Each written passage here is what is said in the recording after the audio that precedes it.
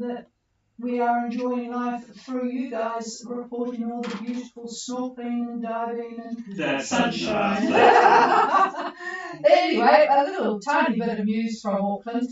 Auckland rates are up, or going up, 7.7%, which could have been worse had the mayor not been able to push through selling off about 10% of their holdings of the airport, Auckland Airport, which has generated some money.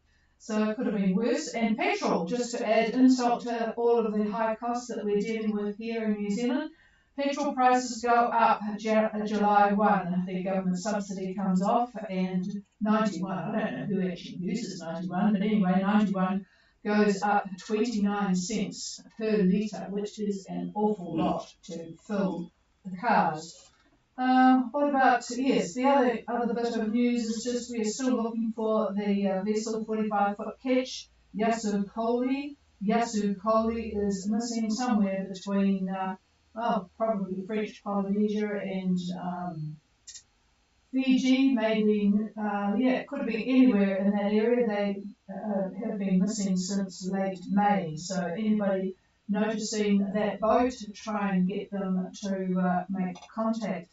A lot of people looking for them, particularly the folk in the USA. All right, that's about it from me. I'll just have a quick check to see if anybody wants to make contact. This is Gulf Harbour Radio listening. No, we've got no boats on passage at the moment, so I'm going to pass the microphone to David. We will not be on Saturday, Sunday. There is no point in talking to ourselves. We can do that in front of the fire. And until we have anybody actually wanting anything or going somewhere, we will not be on after tomorrow night until some action starts, probably towards the end of September. Here's David. All right, good evening to anybody that might be listening or listening later on streaming. So this is a general look at the Southwest Pacific. That's the subject.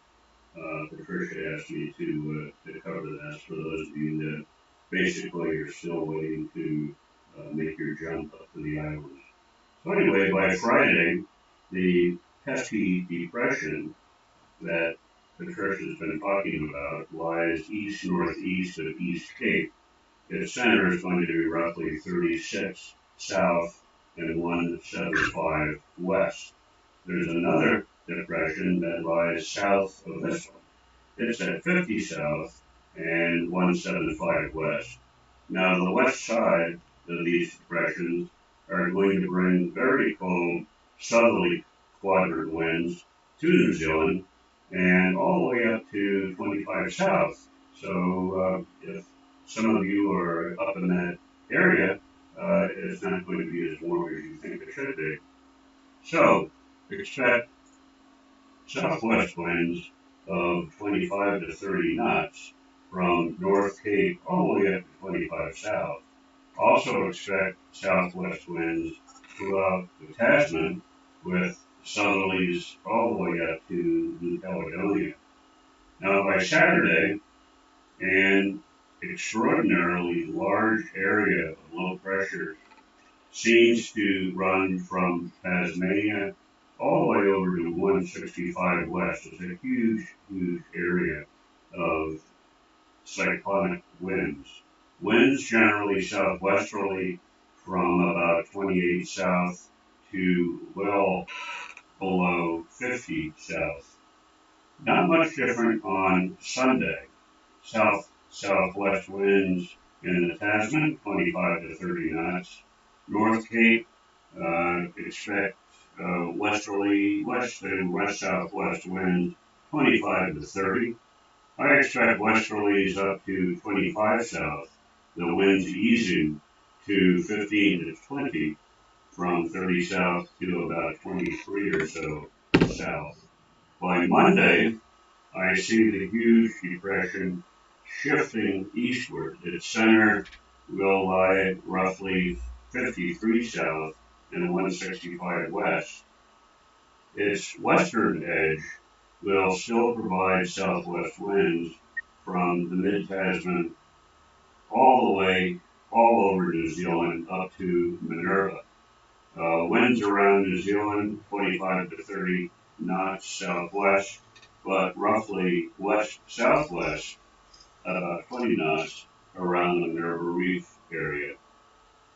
For the New Caledonia trip, I see south-south winds 20 at about 30 south, and then south to south-southeast at 25 south, and southeast winds at 20 south.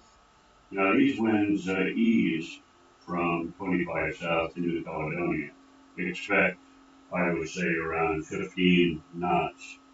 Now for Tuesday, I see the new high entering the Tasman. The center, near Sydney. This high is basically pushing the big depression east, so its western edge is going to be over New Zealand all the way up to about 25 south. So west of 170 east, anticyclonic winds will provide nice southerly quadrant winds up to about 20 south. Now here's the thought for you. As the western edge of the Big Depression meets the eastern edge of the new high, expect convection. In other words, there's going to be rain, showers, and squalls at that point. So there we have my view for the next 5 days, and my guess from Tuesday through most of next week, the new high is going to take over the Southwest Pacific. Now, winds to the islands look to be very nice for a passage, south to southeast winds, but we'll see on that. It's quite a ways out to predict anything. But you may need to arrive before Friday the 7th. We'll see on that as well. So that's the story for the outlook for basically an entire week. We'll see how accurate it winds up being. So with that, I'll pass it back to the chief. How about going from Harbour to Harbour? Oh, she wants to know about... Say going from Tonga to... I haven't looked at that, but I will after I give it to the chief. Well, I'm not sure what he thinks I'm going to do between now and passing the microphone back again. Maybe I could tell you what's going on in the world, but there isn't a hell of a lot, really. It's still quite confused with what's going on in Russia and the Ukraine. And now that the Wagner group is sort of self-destructed and being absorbed into Russia, that should help Ukraine, but it's not very clear at the moment. There have been going down into the Atlantic, they have found the remains of, or some remains of people from the Titan submersible wreckage. I'm not sure what good that is, because they are presumed remains, and I guess they will be able to do DNA testing to see who's who. There's not much left of anybody. So yeah, there's not an awful lot. If you're into baseball, the New York Yankees pitcher, this day's team, of course, Domingo German, he has thrown a 24th perfect game in MLB history. I suppose that's quite significant, isn't it? Yeah, that's about it. So I'll pass you back to see what it's like going from Iron Group to Iron Group, because those folk that went up fairly early are probably thinking about it by now. Well, that's a big ask from the chief. And remember, we talked about this entire area having cyclonic winds with this gigantic depression that we have. So if you were to go from, say, Tonga, or trying to go from, say, Tonga to Fiji, the winds are going to be very, very light, but they're going to be on the nose. And virtually the same thing if you're trying to go from Fiji to, say, New Caledonia. On the nose in the beginning, but more or less subtly quadrant as you get about halfway there. So that's going to be pretty good. Not strong winds at all. We're looking at about 10 knots throughout that entire area, all the way from Tonga to Fiji to to Vanuatu. Trying to get from Vanuatu to New Caledonia is always a challenge, and this is no different at this time. So the winds are going to be basically westerly quadrant, and you'll be on the nose. Again, light air, a little bit of engine, a little bit of tacking, quite easy to do at this point. All of the stronger winds are well to the south. So, yeah, there's the story. Well, that wasn't too difficult, was it? Now, whilst he's been looking, I forgot to tell you about they have found some cases of malaria in the USA. They thought that they had got rid of it in the 70s, but there have been 5 cases, just poke their heads up, 4 in Florida and 1 in Texas. So that's a bit disturbing, but I guess they'll get on top of that and throw a lot more chemicals around and try and get rid of it. And of course, at the top of the country in the USA, they're suffering from dreadful air quality because of the fires from Canada. And down at the bottom of the country in the USA, they've got this heat problem that is causing a lot of strife as well. So I guess we'll just put up with our cold winter. One final call. Is there anybody wanting anything? This is Harbour Radio. Okay. Hello, Andrew. I'm glad someone's going to talk to us. It's very, very boring sitting here. And you're going to tell me how beautiful it is in Great Keppel Island, I suppose. Over. We had a family come up at 10 knots and we want to get on tomorrow. So I wanted Well, you're certainly programming the weather rather well, so that'll be good. Get you on your way there. Actually, our big excitement following the AIS is that our new car, which is now 14 months since we booked it, is on its way on a car carrier, an Italian car carrier, and it's heading at the moment about halfway between the Red Sea and the Maldives. So we've at least got something to watch on the AIS. Over. Okay, we can watch that tomorrow. But we have to hang out with the military zone up here now. It's actually there's no firing happening. We can't see it, but we know we've got to throw it out and a few minutes after that. Yeah, you don't want to, well, you just don't know how accurate they are. They might be practicing, and that's always a bit nerve-wracking. Yeah, it reminds me of, we were actually in the Med when 9/11 happened, and we were in Italy, just off the coast of Italy, and heard a lot of jabbering on the radio, but of course it was all in Italian, which we don't speak anything of. And we were sort of up about halfway up, I suppose, and then all of a sudden I sort of realised that we were by ourselves, and that we had been, you sort of looked in the distance and there were boats to be seen, but all of a sudden we were by ourselves. And then we got a call in English on the radio, and to cut a long story short, they had vacated the area because they were going to do some bombing practice. And we were in the middle of it. Well, goodness gracious. So they directed us outside the bombing area, and David said it's hilarious because I was down on the radio inside, and he reckoned that once my female voice came up, there was about 6 officers on the nearest military ship, all with their binoculars on our boat to see what this board looked like. And they kept diverting us one way, the other way to keep chatting. And finally we were out of the way, and I think we heard all of about 5 bangs, and that was that. So they'd done their bit.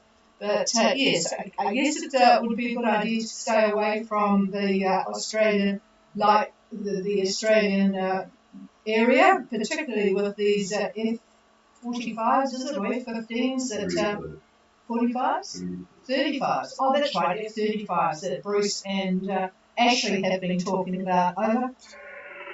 Yeah, well, it's the Americans doing previous exercises in a few days, but we're allowed through that area, so we've got to pay 500 metres to any vessel. And if we do that, then in the Tennessee, but the warships were moving at 30 knots, so it was pretty hard to keep out of the way, huh? Yeah, indeed. 30 knots especially if the winds are fairly light, even if they are in the right direction. All right. Oh, sorry, the ships. I've just been corrected here. I'm not allowed to call. Well, you call a submarine though. They might have submarines as well. But anyway, okay. Oh well.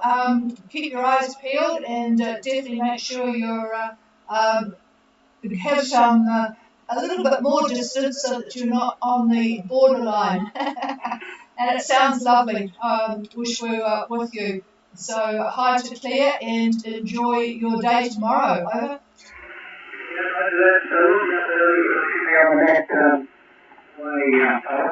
Oh, roger that. Yep. Yeah, gosh, you guys do get up early, but I suppose might as well. If you're going to go, you're going to go. Where exactly are you headed for, did you say? We're going to stop at Pearl Bay. Pearl Bay is one of two anchorages usually in the working zone, which is still allowed.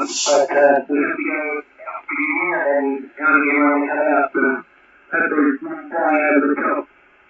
We'll be around with a bunch of holidays and still other people staying where it's going. Because this has been the first study for about a week now. Yeah, well, you got a good transit the last time. You made some big distances, so oh well, it'll be a good catch up with other folk. It's always good to know who's around you.